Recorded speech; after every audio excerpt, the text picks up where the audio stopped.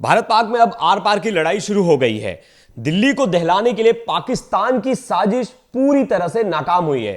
पाकिस्तान ने जिस पर उसको घमंड था सबसे ज्यादा, फतेह 1 मिसाइल, वो उसने भारत की तरफ दागा और टारगेट था दिल्ली, लेकिन उसको पहले ही सिरसा में हमने मार गिराया।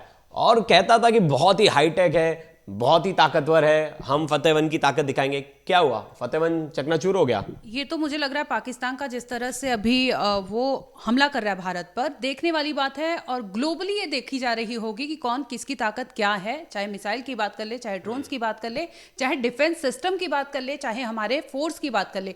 हर चीज़ों में उसे मुंह की खानी पड़ी है। ये जब से उसने किया है अटैक यानी पहलगाम में, उसके बाद से वो देख रहा है, फिर भी वो सुधरने का नाम नहीं ले रहा। लगातार अपने सिविलियंस को टारगेट करता है, उनको आगे रखता है और इसके पीछे से उनकी आर्मी अटैक करती है। अपने आप में बहुत बड़ी बात है। जिस तरह से आपने देखा अभी इसने रिलीज किया है, पाकिस्तान मिलिट्री ने एक वीडियो रिलीज किया जिसमें वो बता रहे हैं कि किस तरह से उन्होंने फतेह 1 मिसाइल को दागा था। पूरा वो वीडियो आया है, हम आपको दिखाएंगे इस वीडियो में भी कि कैसे उन्होंने फतेह 1 को लॉन्च किया। उस वक्त बकायदा वो चैंट कर रहे हैं, स्लोगन बोल रहे हैं, इसके साथ ही टाइम और डेट भी उन्होंने बताया, 10 मई, जैसे कि खबर है रिसोर्स जो सोर्स पे से भी आ रही खबर वही है। उसने बताया है कि 10 मई रात 12:05 पर ये लॉन्च हुआ है। और देखिए, और फतेह 1 की 2 मिसाइलें दागी गई भारत की तरफ, वो भी टारगेट दिल्ली था। तो हरियाणा के सिरसा के बेस कैंप के पास, वहीं से ही ये दोनों मिसाइलों को एकदम डिफ्यूज कर दिया गया, मतलब हवा में ही मार गिराया गया। और कहा जाता है कि ये बहुत ही हाईटेक, मतलब पाकिस्तान इसमें बहुत ज्यादा घमंड करता था, बार बार फतेह 1 की धमकी देता था कि हमारे पास फतेह 1 है, फतेह 1 है। और फतेह 1 की शुरुआत तो इन्होंने कर दी है, इन्हें नहीं पता कि हमारे पास कितने मिसाइल्स हैं। भारत ने उन्हें पहले ही निस्तनाबूद कर दिया और रात से ये मोटार फायर कर रहे थे, सीज फायर हो रहा है, वहीं कहीं जगह पर ड्रोन्स हमले हो रहे थे। कहीं ना कहीं अब ये जो स्थिति है, जो लड़ाई वाली स्थिति है, ये बहुत आगे निकल गई है। और अब जो पाकिस्तान खुद अटैक कर रहा है और ऊपर से वीडियो भी डाल रहा है। कल मैंने एक वीडियो देखी थी बलूच नेता की, उन्होंने कहा कि हम आज़ादी की मांग करते हैं, भारत हमें अपने दिल्ली में बलूच एम्बेसी को ओपन करके दे दे। बलूच आर्मी वहाँ उनका वो कर रही है, विद्रोह कर रही है, अंदर इंटरनल वॉर चल रहा है। जो वहाँ की फेमस लाल मस्जिद थी, वहाँ के मौलाना कहते हैं कि पाकिस्तान के साथ कोई खड़ा नहीं है, पाकिस्तान की आवाम, पाकिस्तान की जनता पाकिस्तान के साथ खड़ी नहीं है, और पाकिस्तान सिर्फ आईएसआई का प्रोपेगेंडा चलाता है। पाकिस्तान के पास खुद का कोई मकसद नहीं है, वो बिना रीजन के लड़ाई कर रहा है भारत के साथ। इस वक्त भारत और पाकिस्तान के बीच में जिस वक्त जो कॉन्फ्लिक्ट छिड़ा हुआ है, इसमें बता दे कि पहले उसने फतेह 1 का वीडियो जारी किया है। हो सकता है विजुअल्स देखिए, सिरसा में ये विजुअल्स दिख रहे होंगे आपको स्क्रीन पर लेफ्ट साइड, कि कैसे हमने उनके दोनों मिसाइल को मार गिराया है। दिल्ली से 200 किलोमीटर दूर ही हमने उनके मिसाइल को निरस्त कर दिया है, पूरी तरह से निरस्त कर दिया है।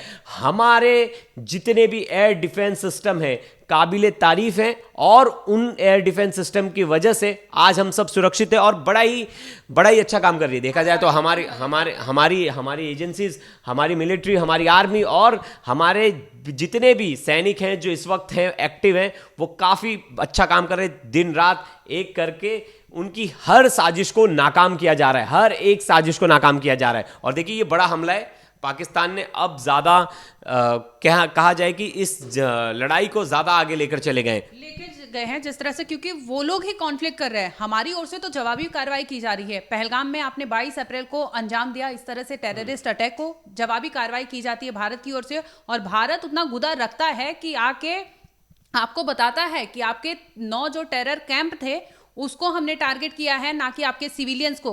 और आप जारी करते हैं वीडियो जिसमें दिखता है कि आपका एयर स्पेस में खुद की सिविलियंस जो है, उन्हें आप उनकी रडार में उन्हें आड़े लेते हैं। इसके बाद आप वहां से ड्रोन भेजते हैं और ड्रोन से आप फाइट कर रहे हैं। जिस तरह से आपको मुंह की खानी पड़ रही है लगातार, आपने 7 मई को देखा होगा, 8 मई को देखा होगा, 9 मई को देखा होगा। और कल रात की बता दें कि कल रात की खबर यह है कि 26 जगहों को टारगेट किया गया था, जिसमें से दिल्ली एक प्राइम लोकेशन को उसने टारगेट किया था।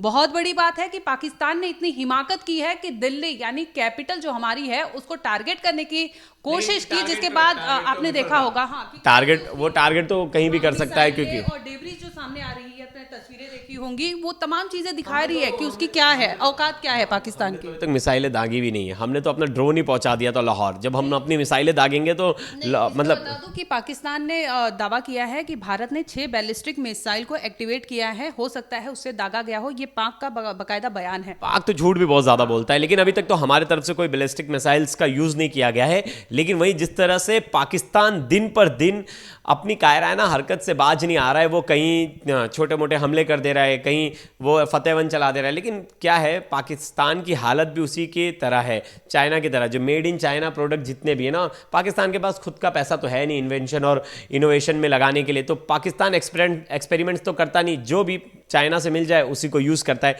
फतेहवन में भी प्रोडक्ट जो लगे होंगे पूरे चाइना से आए हुए प्रोडक्ट लगे होंगे। अब ये मजाक की बात नहीं है, लेकिन सच में पाकिस्तान पूरी तरह से डिपेंडेंट है चाइना पे। और आपको पता है चाइना खुद के लिए अच्छे प्रोडक्ट यूज़ करेगा कि पाकिस्तान को देगा।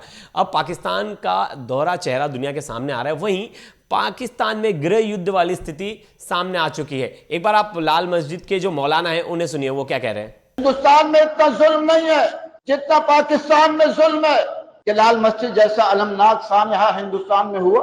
जमाना वजीरिस्तान में और पूरे खैबर पख्तूनख्वा में जो मजालिम हो रहे हैं वो वहां हुए कि उनके अपने जेट तैयारों ने अपने ही मुल्क के रहने वालों पर ऐसी बमबारियां की हुई। तो आपने सुना कैसे वो कह रहे हैं कि पाकिस्तान सेना सिर्फ प्रोपेगेंडा चला रही है, पाकिस्तान की सरकार सिर्फ प्रोपेगेंडा चला रही है, उनका कोई मकसद नहीं है। पाकिस्तान की आवाम को वो कह रहे हैं कि आप पाकिस्तान के साथ मत खड़े रहिए। पाकिस्तान ये युद्ध का बस पैसे कमाने के लिए, और पाकिस्तानी सरकार, पाकिस्तानी सेना सिर्फ फंड जमा करने के लिए, पैसे कमाने के लिए ये इस तरह की लड़ाई और जंग को छेड़ रही है। और चीज़ बात करूंगी, जैसे फतेह-1 की हमने आपको सुबह खबर दिखाई, उसके स्पीड के बारे में बात किया, उसका जो रेंज है उसके बारे में बात किया, और वो किस टाइप की मिसाइल है उसके बारे में बात किया। अब बात कर लेते हैं फतेह-2 की। बात अब सामने आ रही है, तो ये बता दूं कि ये सरफेस टू सरफेस मिसाइल है, यानी जमीनी स्तर पर रखकर ये दागी जाती है। जिस तरह से हमने फतेह-1 में देखा होगा कि कैसे वो दाग रहे हैं, सारी चीजें एक्टिविटी वो कैप्चर किए हैं जिसमें दिख रहा है। तो इसका रेंज जो है 400 किलोमीटर बताया जा रहा है, यही रेंज है इनका, और औकात भी यही दिख रही है। जिस तरह से वीडियो सामने आ रहा है कि पाकिस्तान की औकात यही है कि आप वहां से मिसाइल दागो, यहां से भारत आपको जवाब देगा कि आपकी मिसाइल की औकात क्या है और पाकिस्तान की औकात क्या है।